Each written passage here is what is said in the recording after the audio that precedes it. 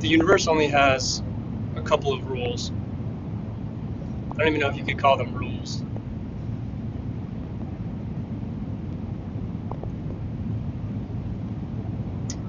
The primary rule, or the primary condition, I would say, it's not even a rule, is that there is not infinite energy. There's a finite amount of energy.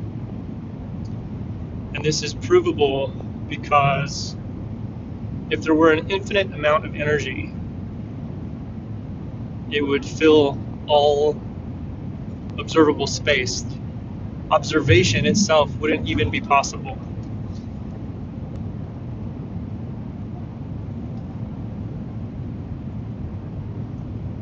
The fact that we can observe anything at all, the fact that things exist, is the entire proof that there's a finite amount of energy.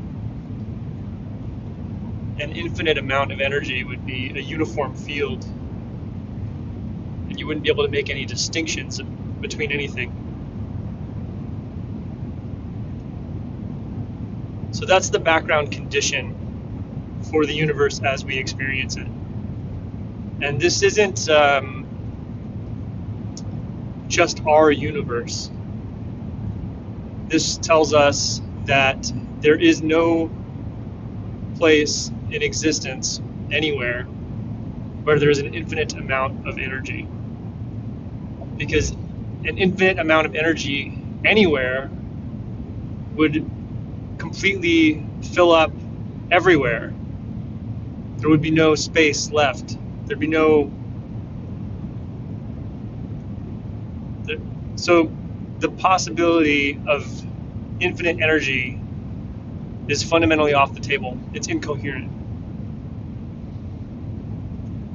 However, there is an infinite amount of change. That is the only thing in the universe that is truly infinite. Now, change is something that we call by different names depending on the context that we're in. When we're talking in physical terms, we tend to discuss change using the word entropy.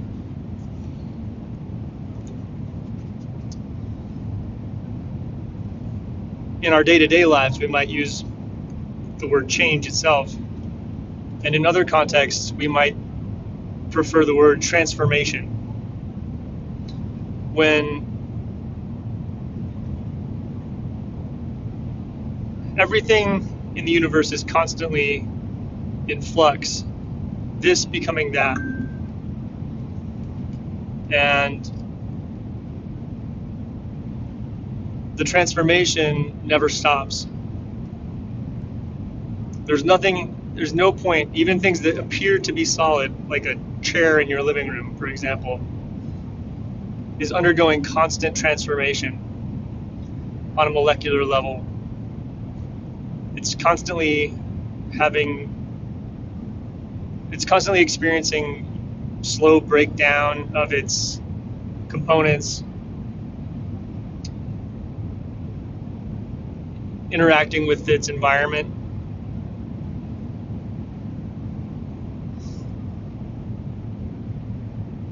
Wherever there's finite energy, there is transformation. And because there's always finite energy, there is always transformation. So those are the background conditions that drive everything that we observe. Finite energy, infinite change. Beyond that,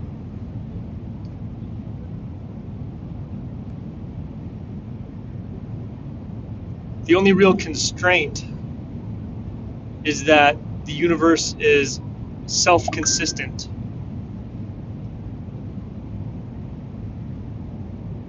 It cannot violate itself.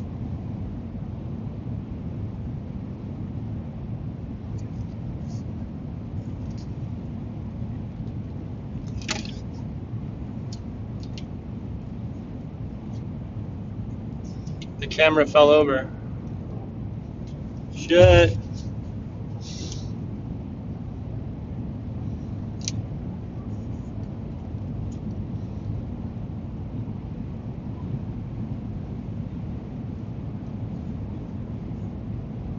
Good thing I-40 is the longest, straightest highway in the world. It's just really one of the main arterials of this nation. I'm driving through Oklahoma right now, a part of the universe called Oklahoma. I don't know what's up with Oklahoma, but to be honest, I'm not a fan. I am not a fan of this place so far.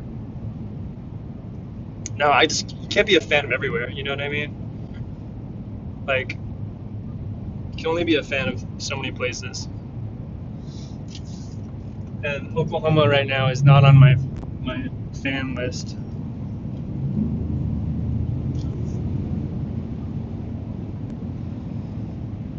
If I were to come back, I want to come back as a trucker. No, just kidding. I don't want to come back as a trucker. I'll let the truckers be truckers.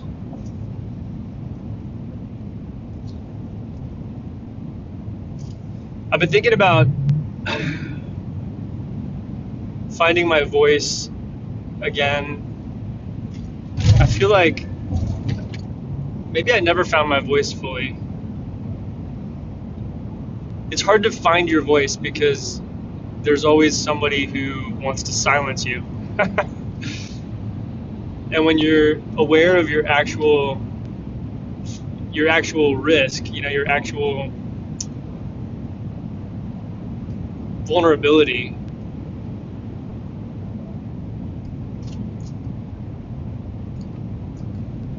it makes it hard to fully express yourself, because you can't express yourself without alienating someone.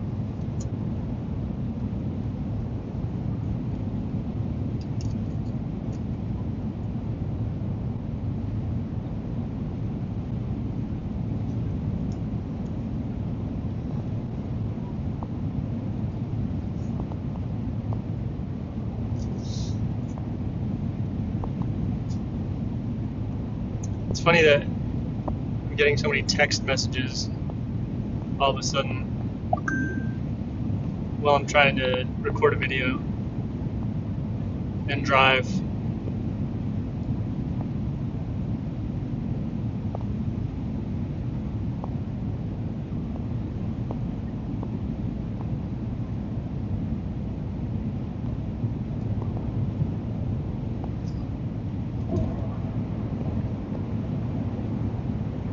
One band that I wish I got to see again was NoFX. I saw them in Albuquerque probably close to 25 years ago or 30 years ago. I have no idea. It could be 30 years ago. No, it's probably more like 25. But man, it was a great show. I really liked that band. They were great because they were really excellent musicians, but they had a great sense of humor, and they were just not afraid of speaking their minds, which is, I guess, really still what I'm talking about when I was thinking about finding your voice. It's like speaking one's mind is harder than it seems.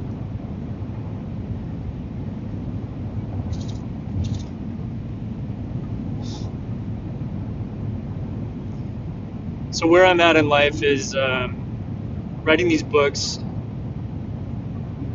Final draft of the World Destroyer's Handbook, which is available now, pre-sale, billionaires only. I mean, you don't have to be a billionaire, but you do have to have at least $100 million to buy it.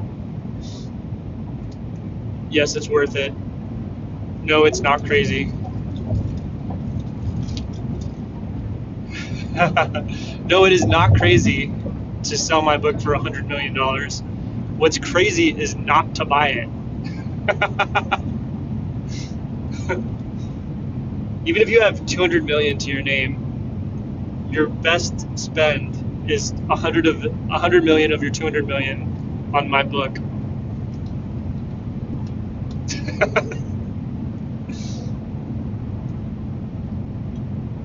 I've been remodeling. I got paint all over myself.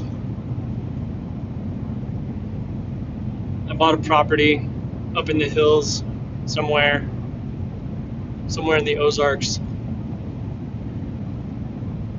I'm preparing for the great discontinuity. The great discontinuity, yeah. Stepping down the energy ladder. It actually won't be stepping down the ladder because we burned the ladder as we climbed up it. So now is the time to do all of the preparations you might do at any point in the future.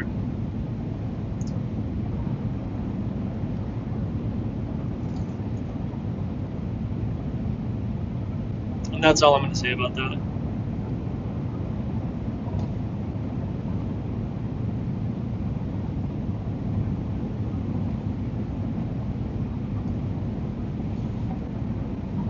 Having grown up in the desert Southwest, those landscapes have just such a special place in my heart. When I was a teenager, I used to sneak out of my parents' house at night, and I would go wander from my neighborhood to State Road 4. I'd hop across State Road 4 and climb over this barbed wire fence onto Indian land and climb up onto these mesas. And I would just love to get to the top of the mesa and just check out the moon and the silhouettes of all the pinon trees. Looking out over towards Ottawee Peak.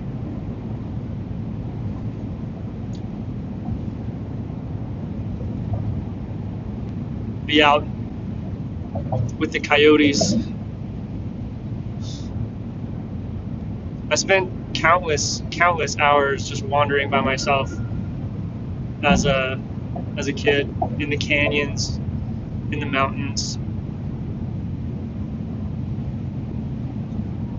Anytime I could, I would find a reason to go camping or to sleep on. Like one time in elementary school, I went and brought my sleeping bag and slept on top of the roof of my elementary school. There was a place where you could climb up.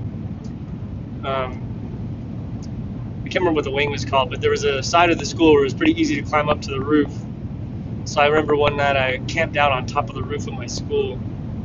But I used to love doing stuff like that, just finding weird little spots to sleep, and it's just like little mini adventures all the time. I think that's partially what I'm doing now, is like I'm shifting gears again. It's kind of, I think part of what it is I'm always looking for a frontier. I'm always looking for a place a frontier in the metaphorical sense, I guess. A place to like push the boundaries of who I am. A place to learn new skills, to experience life more fully.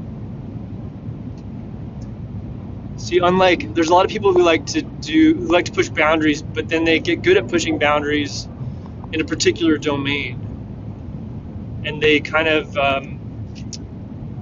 they sort of get stuck, I think, is the way I see it. People get stuck in a particular domain. Like, I saw that a lot when I was doing ultra running and marathon running. There's a ton of people in those communities that, and the same with climbing. I used to be a really avid rock climber. And in all of those types of hobbies and activities, you get people who start to build real skills in those domains. But then it's like, that becomes their whole thing. You know, that's they're the climber guy, or they're the marathon runner. and they're always trying to just improve, just incrementally, like, oh, I'm just going to climb that next harder thing, or I'm going to shave a few seconds off my my mile time, or whatever it is. And to me, that's just diminishing returns at that point. It's like the satisfaction that I get out of being a complete novice and then starting a new activity that I've never done, and the complete discomfort and the total just feeling completely incompetent, that's actually the value, like pushing through that. And then you start to see the world through the eyes of a runner. Like when I became a runner, that was an interesting thing. There was a whole lot of personal transformation there, going from being a relatively deconditioned sedentary person to being among the most cardiovascularly fit people probably in the whole community. I mean, clearly there were people who are more fit than me, but my cardio was definitely, I would say probably like top 5 or 10%.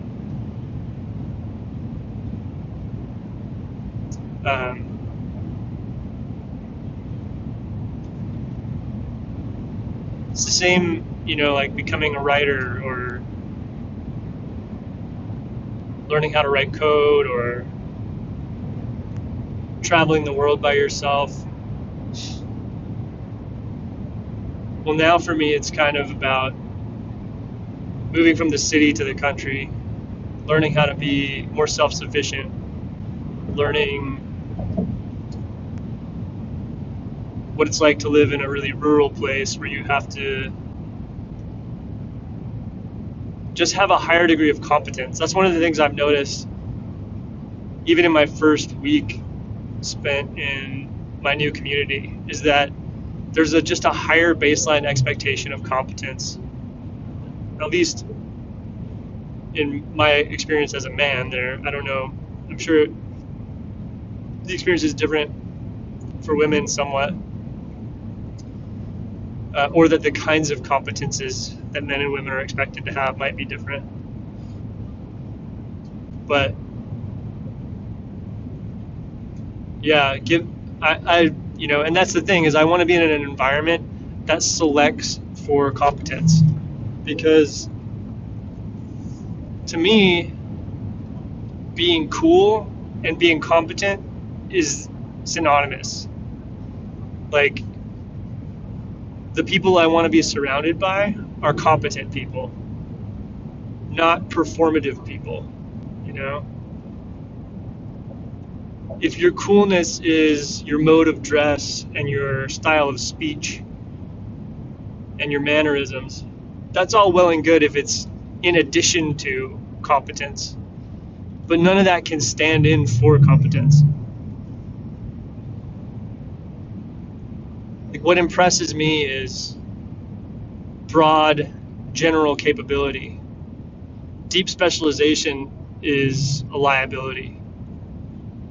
If you're going to go deep, that's fine, but you have to be able to go deep in a lot of domains, and that requires more competence, not less. So it isn't jack of all trades, master of none. It's master of many trades. That's what I'm interested in, And that's, I think, what we should all be shooting for, really. Specialization is a trap, and it's always been a trap. Dang. Cop just cruised by going fast. I'm gonna adjust my cruise control.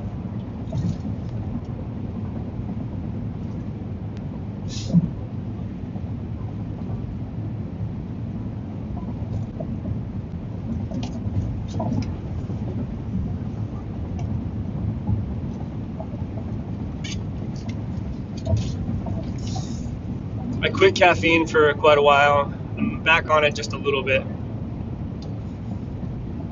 It's not a daily thing for me anymore.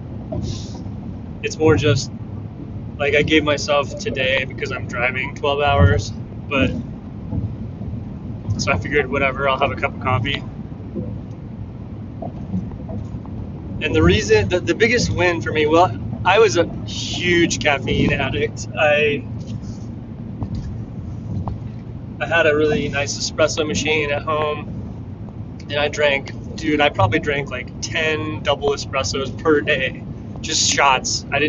Sometimes I would make a cappuccino, but mostly I was just drinking espresso shots, and man, did I love it. It was like a full-on drug, you know? Very similar to the way it was when I used to be a smoker. You know, back in the day, I was a chain smoker. I was smoking more than a pack a day at my peak for a while, buying cigarettes by the carton. And when I quit, there was a time when I couldn't even imagine life without smoking. Like, the thought of quitting smoking was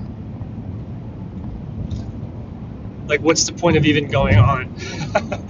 Like, I depended on that little hit, that little, brain chemistry bump from nicotine so much, and just even like the whole ritual of it, the whole ritual of going outside to smoke. And I really liked the aesthetic of it, blowing smoke out of your head. It's fun. Flicking your cigarette butts like a trash person. I don't know. Yeah, that was just a whole time in my life. But so I quit that a long time ago, but then I quit coffee more recently. And having gone from, like I was saying, 10 double espressos a day down to 0, I went through a couple of weeks of just insane neurological adjustment as my adenosine receptors downregulated. And I was just exhausted. I didn't have headaches or anything, but just complete exhaustion as my, I guess, adenosine was just flooding my brain, because caffeine binds to adenosine receptors, and so your body over time compensates by creating more adenosine receptors. And so when all that caffeine was gone, my brain was just flooded with this enormous amount of adenosine, way beyond what a normally functioning human would have. So yeah, it was a pretty wild time. But yeah, so for me, that's what I realized with drugs in general, even medications and prescription drugs, even supplements, or even other lifestyle factors like foods you strongly prefer. The more optimizations you chase by introducing external goods, services, and products, the more dependent you are on all of those things. And so my new strategy in life is reduce dependencies, because each of those dependencies is a site where someone else has latched onto and is extracting energy or resources from you. So yeah, so now at this point, no supplements, no medications,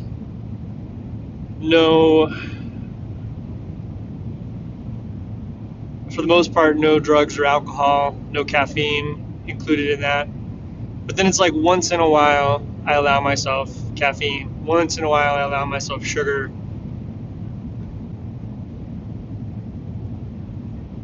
But at that point, it really becomes, it's like,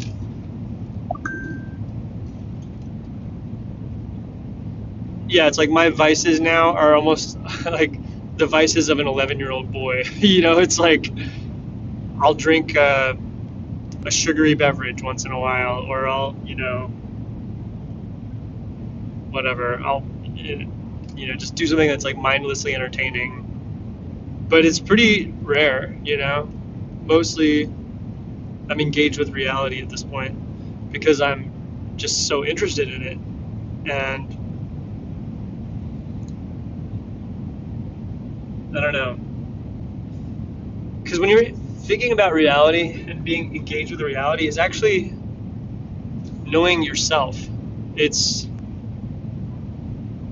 realizing that you're not separate from everything else. And because of that, when you engage with reality, you're really engaging with different facets of yourself as the totality.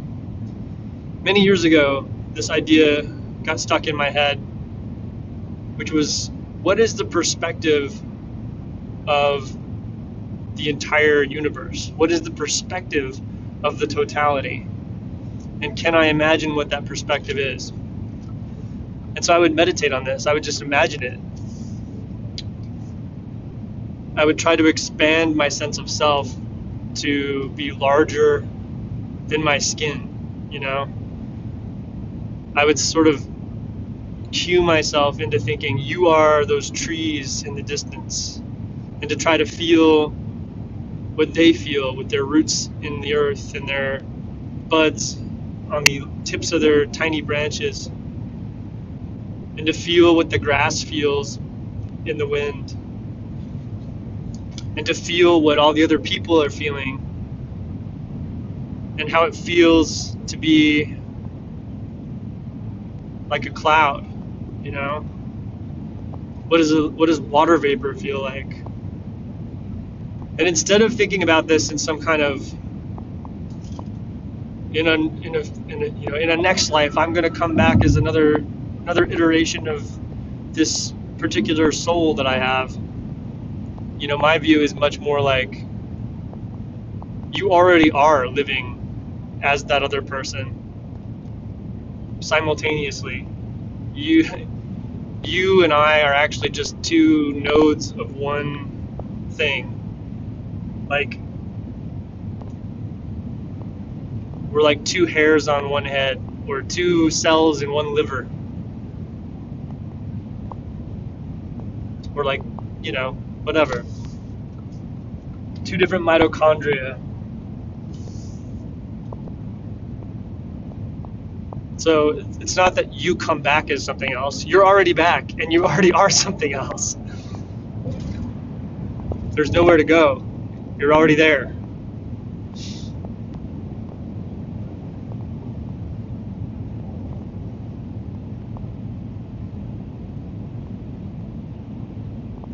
There's really only one cognitive operation, and that is division.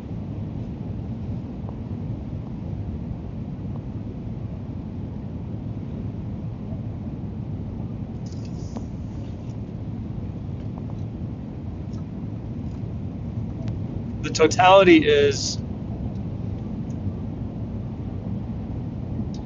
already unified.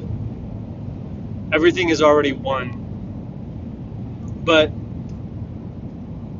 there's not a lot we can think about it as one. So we need to have some cognitive tool to be able to manipulate it.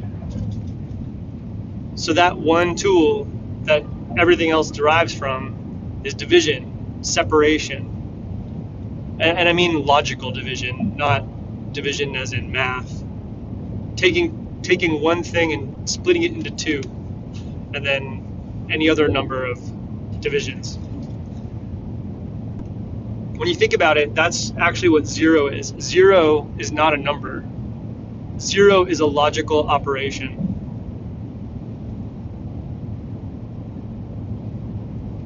That's why 0 divided by 1 is undefined. Because it's an incoherent statement. You can't divide a logical operation.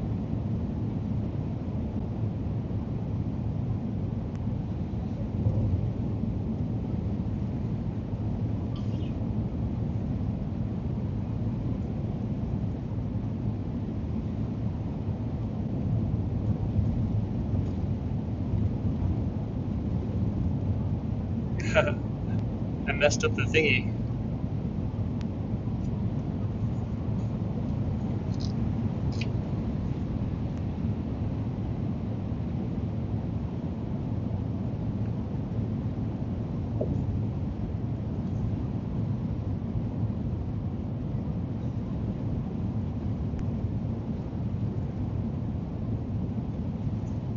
There you are.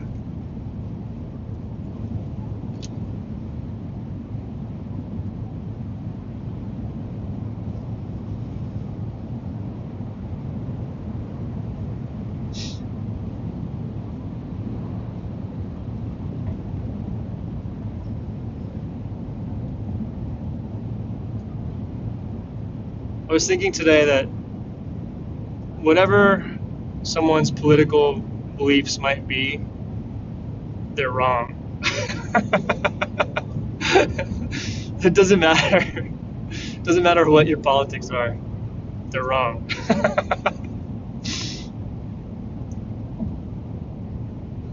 Well, it's actually not that. It's that there's not an inherent rightness or wrongness to various political positions. All of them are instrumental. That's a better frame for looking at it. Like,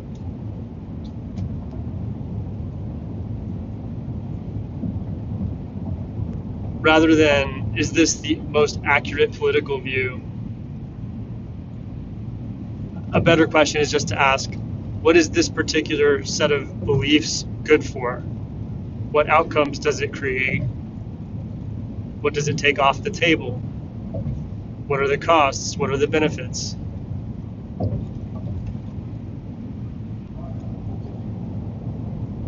Cost analysis is better in the sense of being more useful and more clarifying than moral analysis. Moral analysis, actually moral analysis is sort of an oxymoron. When we invoke a moral, we're actually stopping analysis. When we say that's wrong, we're not inviting discussion. We're attempting to terminate it. We're saying, stop thinking about this.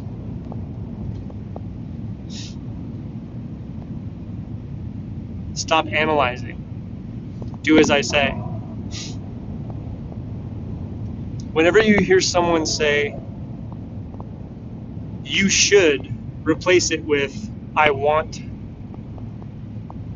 You should do XYZ becomes, I want you to do XYZ. That'll tell you what's actually being said.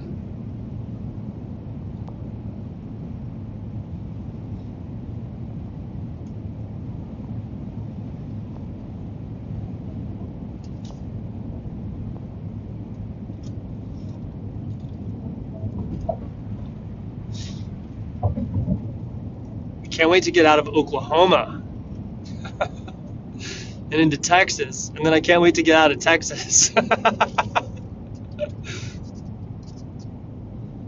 We're going through a town called Weewaka,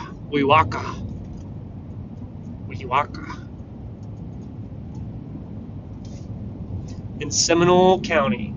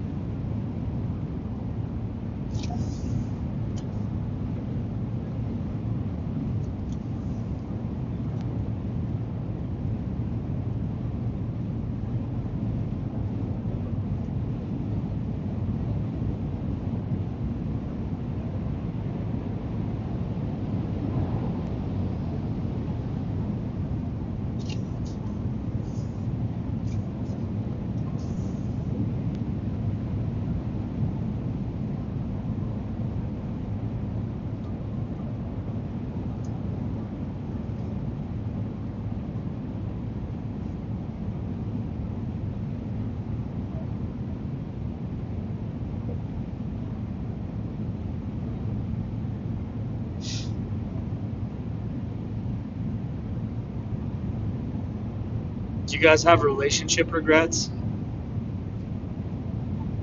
I've got a bunch of those. Man,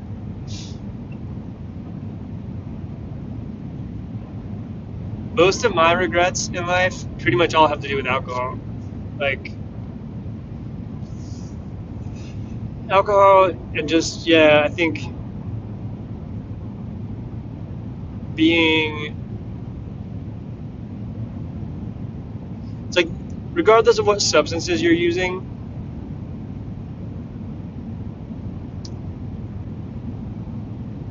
I think there's a real risk to just being on that kind of roller coaster where you're riding a real high and then hitting these lows. So it could be like alcohol fueled nights followed by hangovers, or the ups and downs of various drug use, even the ups and downs of sexual stimulation, or even business success can be like that sometimes, where you're chasing the next like juicy contract.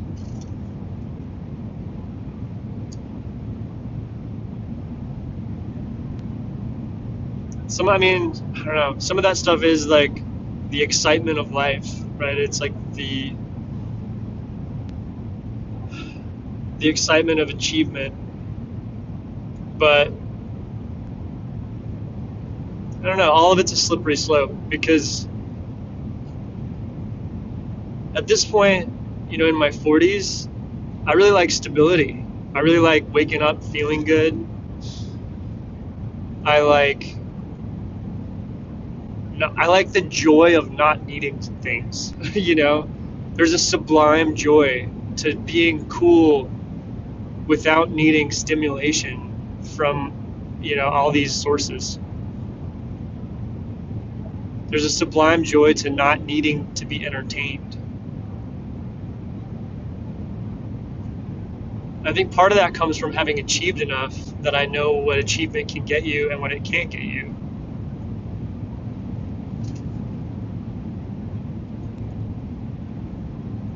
A very successful friend of mine who is the owner of a sports team and somebody that I used to share an office with back in the day when I worked for Meow Wolf,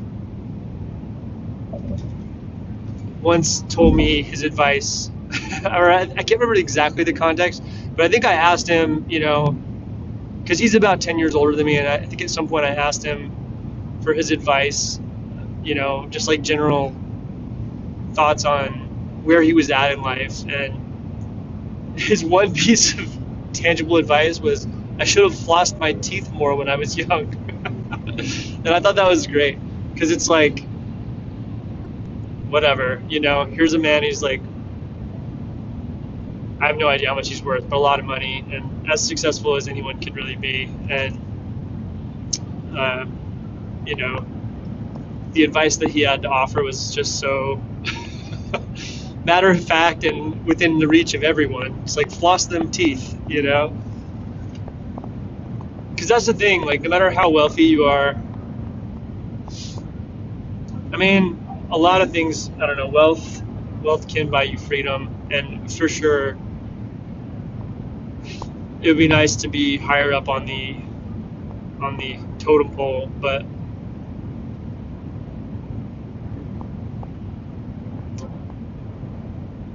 even the billionaires, it's like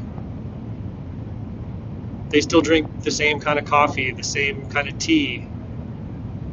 They still have to go to sleep at night.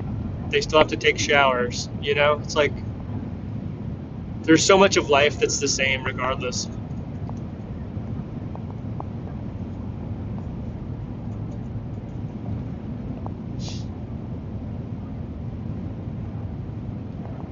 People like to blame billionaires as though you could redistribute their money and change the world. That's such an insanely ridiculous and just kind of foolish idea.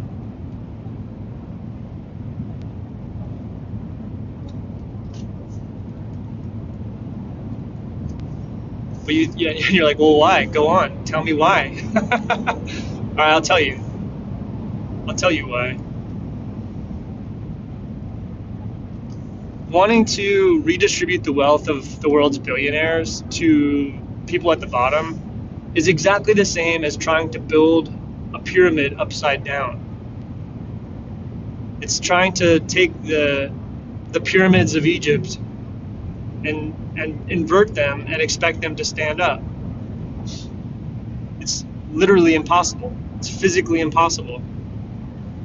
Wealth isn't something you can redistribute. Wealth is a position in a hierarchy. That's what it is.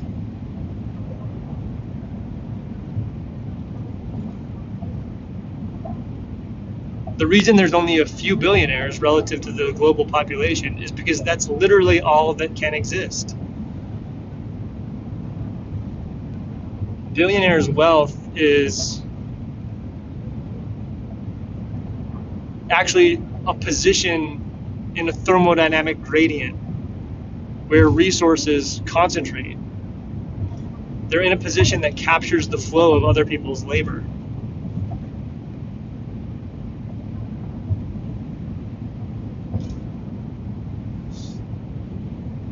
Hierarchies emerge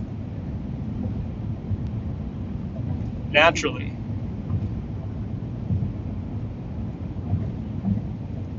The core reason why hierarchies emerge in humans is because humans have the ability to observe differences and differentially value them. The only way we could get rid of hierarchies is if we didn't have the ability to see differences in reality. That's it. That's how incoherent it is to try to get rid of a hierarchy.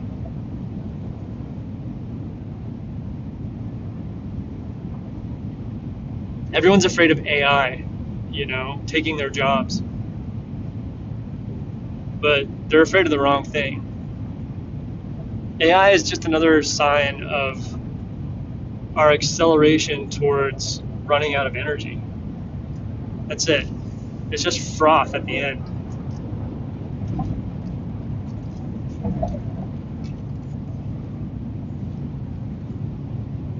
Don't be afraid of AI.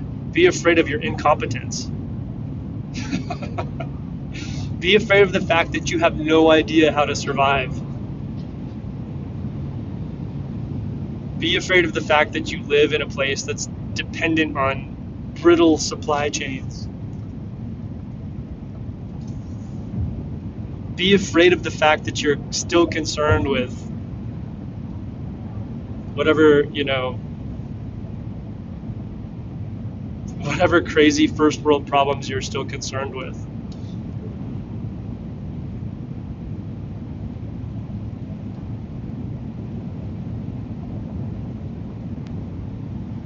And be afraid of the fact that you're wondering if your spreadsheet job has meaning.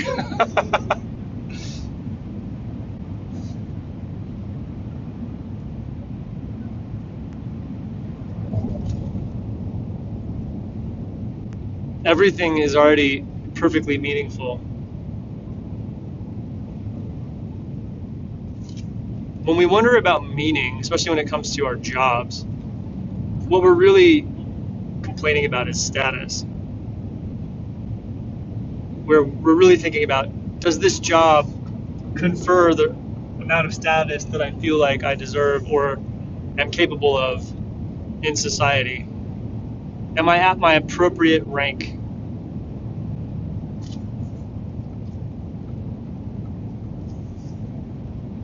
Whether or not it has meaning is absurd. The universe is already perfectly meaningful before we say a single word about it, before we tell a single story to ourselves about ourselves or about the world.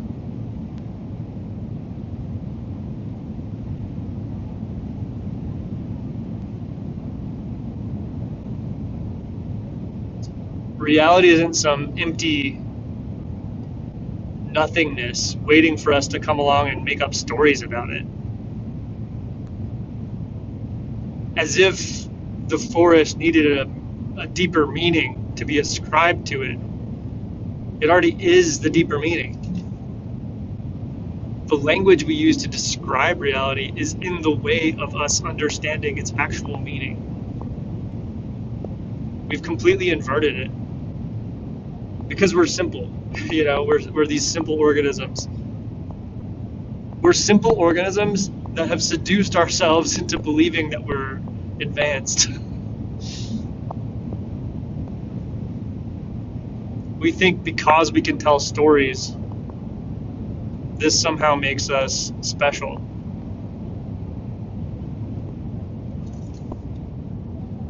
Well, newsflash, it doesn't.